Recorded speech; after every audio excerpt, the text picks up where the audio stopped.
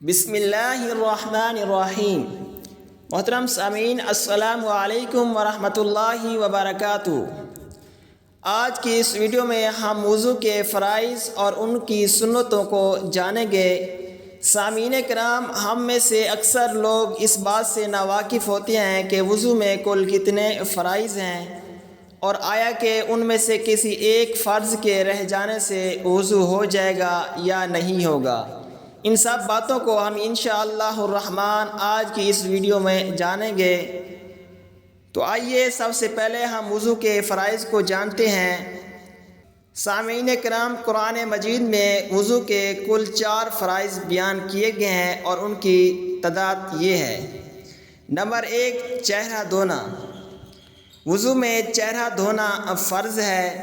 Number 2، کوہنیوں سمیت دونوں ہاتھ دھونا، یہ بھی دوسرا فرض ہے وضو کا۔ نمبر 3، چوتھائی سر کا مسح کرنا، یہ وضو کا تیسرا فرض ہے۔ نمبر 4، ٹخنوں سمیت دونوں پاؤں دھونا، یہ وضو کا چوتھا فرض ہے۔ سامعین محترم، اگر ان فرائض میں سے اگر ایک بھی فرض رہ گیا تو وضو مکمل نہ ہوگا بلکہ دوبارہ لوٹانا پڑے گا۔ تو وضو کے 4 فرائض کو سیکھنے کے بعد ہم وضو کی سنتوں کو جانتے ہیں۔ وضو میں کل 14 سنتیں ہیں۔ نمبر 1، نیت کرنا۔ وضو کے لیے نیت کرنا سنت ہے۔ نمبر 2، بسم اللہ پڑھنا۔ وضو سے پہلے دعا پڑھ لینے سے جب تک وضو رہتا ہے اس وقت تک آدمی کو ثواب ملتا رہتا ہے۔ نمبر 3، دونوں ہاتھ پہنچوں تک 3 بار دھونا، یہ بھی سنت ہے۔ وضو میں چوتھی سنت 3 بار مسواک کرنا سنت مبارکہ ہے۔ نمبر 5، 3 چولوں سے 3 بار کلی کرنا، یہ بھی سنت ہے۔ نمبر 6، روزہ نہ ہو تو غرغر کرنا یعنی غرارے کرنا، وضو میں یہ سنت ہے۔ نمبر 7، 3 چولوں سے 3 بار ناک میں پانی چڑھانا، یہ بھی سنت ہے۔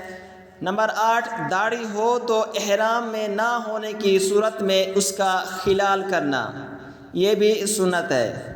نمبر 9 اور 10، ہاتھ اور پاؤں کی انگلیوں کا خلال کرنا، وضو میں یہ سنت ہے۔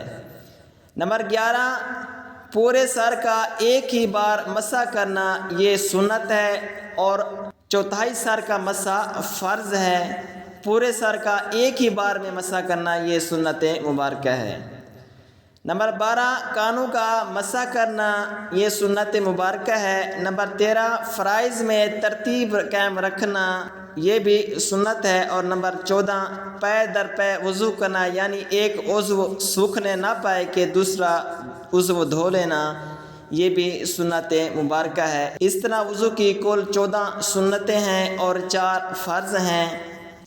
تو سامعین محترم، ہمیں وضو کرتے وقت ان باتوں کا خیال رکھنا چاہیے، خصوصاً وضو کے فرائض کا، کیونکہ جن کے چھوٹ جانے سے وضو مکمل نہ ہوگا اور جب وضو مکمل نہ ہوگا تو نماز بھی مکمل نہ ہوگی۔ اللہ تعالیٰ سے دعا ہے کہ اللہ تعالیٰ ہمیں ان وضو کے فرائض کی پابندی کرنے کی توفیق عطا فرمائے اور انہیں ذہن نشین کرنے کی بھی توفیق عطا فرمائے۔ انشاءاللہ نیکسٹ ویڈیو میں ہم غسل کے متعلق فرائض اور ان کے مسائل کو سیکھیں گے۔